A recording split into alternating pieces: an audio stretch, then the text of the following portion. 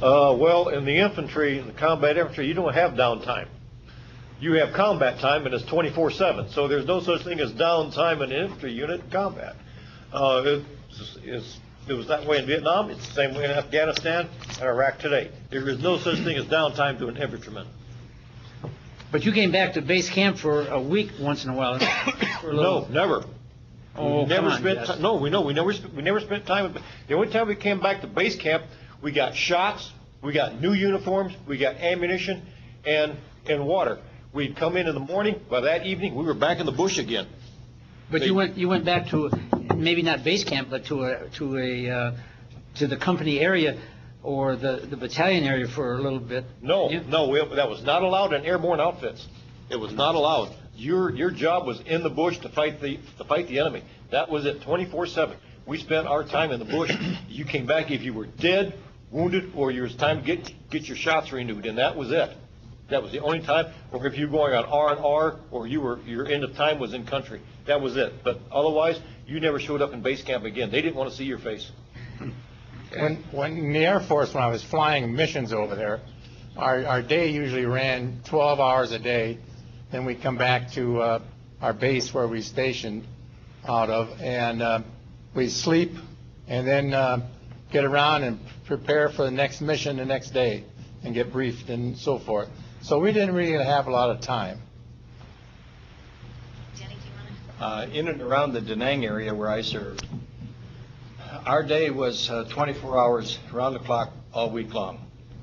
The day was broken up into 4-hour segments, and we might be doing a variety of different things depending. We could be setting defenses. The one picture here shows us in the middle of a rice paddy, putting in some steel pipe that'll anchor some barbed wire. We spent a good deal of time improving the defenses around the south end of the air base. If we weren't doing that, we were standing watch. We might have a 4-hour tour where we'd be standing watch. In this one picture, you see this Marine here, that's me. That's an old French bunker, and it was part of our observation post. We stood guard. I was there with another Marine, and we took turns, half hour on, half hour off. The half hour on, we were alert to anything going on in the field of fire area, the clear field in front of us. Half hour off, we could do things like write letters home, maybe catch a nap, that sort of thing.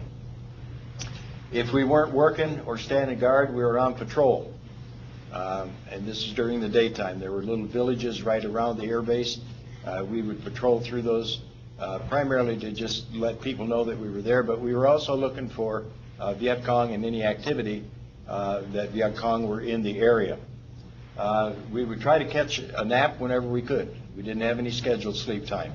If you were in the downside of a cycle, if my partner and I were standing guard at a bunker, when he was on duty, I might catch a little bit of sleep. At nighttime, these jobs gave way to things like listening posts. We'd go out and set up an LP where we listened for whatever went on at the night, primarily looking for the Viet Cong movement or North Vietnamese Army movement.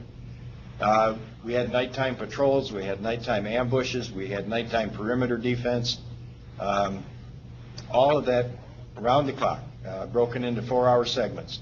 We didn't have any scheduled downtime. We took the time as it came to us.